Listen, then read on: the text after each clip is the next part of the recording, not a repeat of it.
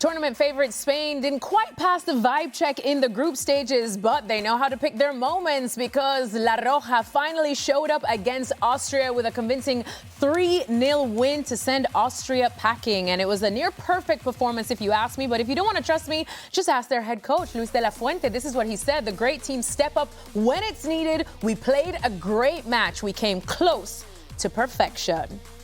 All right, well, somebody who is always close to perfection, or probably just perfect himself, is our Mario Suárez. He is joining us right now. Marito, talk to me. Close to perfection, is that what you would say Spain's performance was against Austria? Wow, thank you, Alexis. I think Spain, they can play better, still play better. We need a better version of Lamine Yamal still, but the truth is that yesterday they played the best match so far in the tournament, and it was a really, really good match with great individual performances yesterday, a good performance also as a group, as I told before. But I think we need also the best version of Lamine Yamal scoring goals. He tried yesterday, but I think he's reserving his goals for the next matches against Portugal and the quarterfinals, because I'm confident that we are going to go through. This man is going to drive me crazy, Alexis. Mario? Yes. When Spain was struggling, and I mean struggling, in the group stage, playing poorly, he came on the show defending Spain. Now Spain wins a match 3-0. He's like, well, they could be better. They could be better. His bar is set high. His bar is set high. I can never... well, yes, but he was defending them when they were indefensible. And now that they've actually shown up and played a match that was, in the estimation of their own managers, close to perfect, now he's like, well, no, we're going to need more from Lamine Yamal. Yes, I agree. They're going to need more from Lamine Yamal if they're dependent upon Lamine Yamal. But what was exciting about Spain yesterday is that there was variety in the attack. There was variety. It wasn't just Lamine Yamal. You had Cucurella in advanced position. You had Pedri in more advanced positions. Alex Baena wasn't just drifting inside. He was also going out wide. And then let's just highlight Mikel Oyarzabal, who doesn't look like he's moving all that well. The man has the look of somebody who's serving tapas in San Sebastián. But let me just tell you, he can score goals. Huh? Oh, Pinchos. My bad. Pinchos. Yeah. Pinchos in San Sebastián. You know who knows about pinchos in San Sebastián? Ali Kreiger. Ali Kreiger does. Great time I like that Great job. time. In any case, I digress. Mikel Oyarzabal, in between center backs. Such a clean finisher. And then the movement, because we can look at the finish, but how is he so open? Understanding movement in a position that is not his natural position. So, there are a lot of things to be optimistic and encouraged by Spain, given the performance against Austria. And I'm saying it, and I have been quite negative about Spain. I'm saying it, and now that it's time to get excited about Spain, now Mario's telling me, nah, relax, calm down, they can be better. I think it's reverse psychology from Mario. He's trying to get everybody to calm down. But Ali, of course, Ali pulls up a really good point. Mikel Oyarzabal. About San Sebastian. In a Spain, about San Sebastian too. But Oyarzabal in a Spain shirt is almost like James Rodriguez in a Colombia shirt. They turn into just another player as well. And especially when you're a top player like Lamine Yamal, at the moment is still finding his feet. How important is it to have somebody else to be that star? Yeah, you can combine really well and create those opportunities together. I think they're building that relationship still. Obviously, we need to see a little bit more from Lamine, but he was amazing yesterday. Yeah. He is brilliant, and he knows exactly where to be, and the timing is great.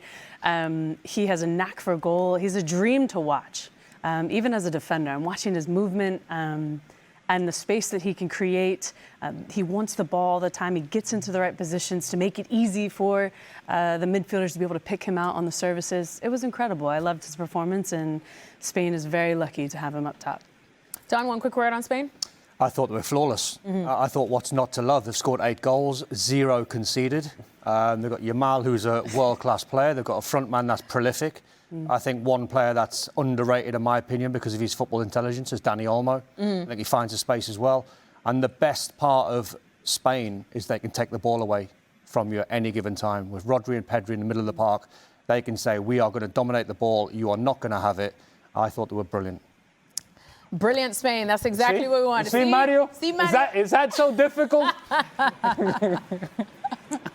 No, I don't need to defend Spain, you know. What I told you these days is that Spain, even that they were not playing well, is one of the favorites for me. And right now also, What I mean is that if we want to win the World Cup, we need the best version of Lamine Yamal. Even if we are the best team, but we need our star. They need their star indeed. As I say, to whom much is given, much is expected. Right, well, España definitely off to a solid start. Just have a look at the stats after their first 4 games at the World Cup. And definitely, since we have a defender here, we know that something that does impress is the fact that they have no goals against them. Right, but we're not going to talk about defending right now because our Ale Moreno is making his way over to the sandbox to bring some sazon in the attack. Ale, what do you have for us?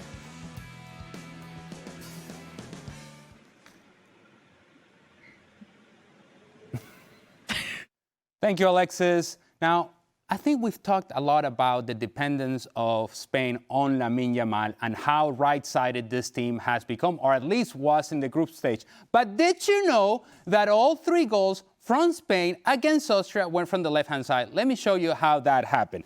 Now, the setup for Spain is very similar as to what it was in the group stage.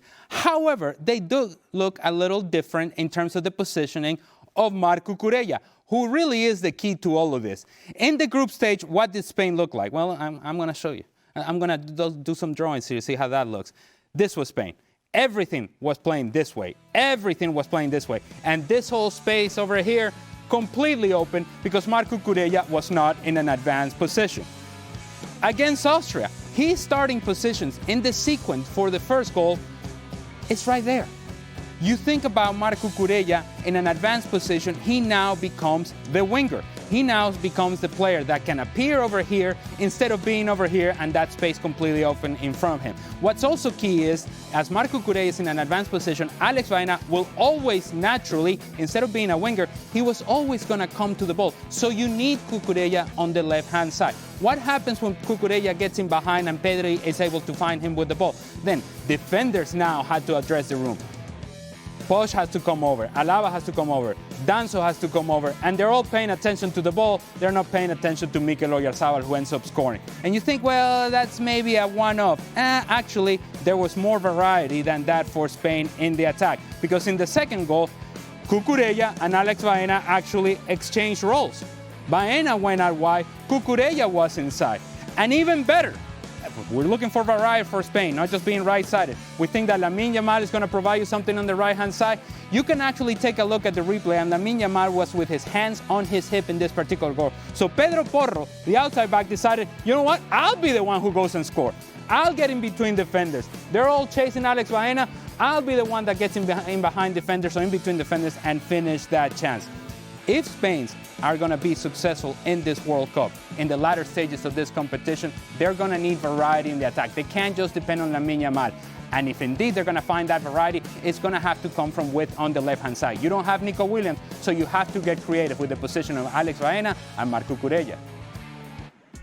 All right, well, like I said, it doesn't get easier for Portugal because they do have to face España next. And this is a clásico of sorts. Mario Suárez still with us.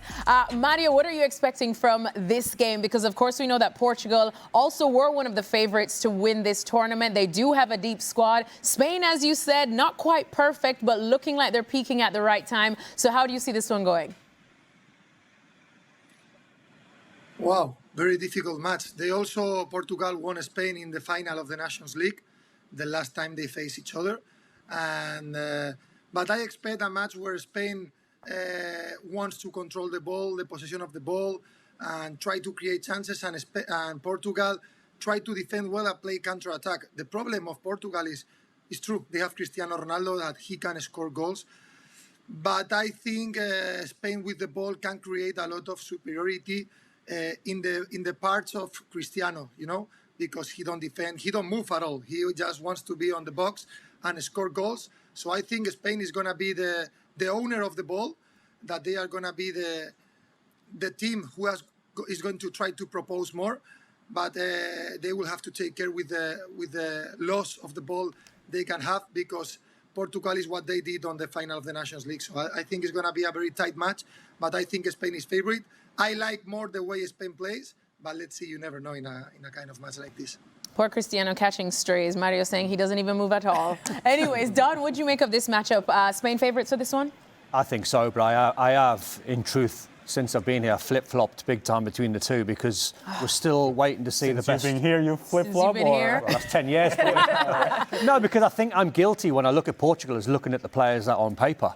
And I'm waiting for that midfield to catch fire. Yeah. Because I do genuinely think it's the best midfield three. But I think with Spain, there's more harmony. There's more belief. There's loads of quality. We touched on the numbers before. They don't concede any goals. Yeah. They're prolific up front. They can't take the ball away from you at any given time. So I'm going to lean towards Spain. Going to lead towards Spain. All right.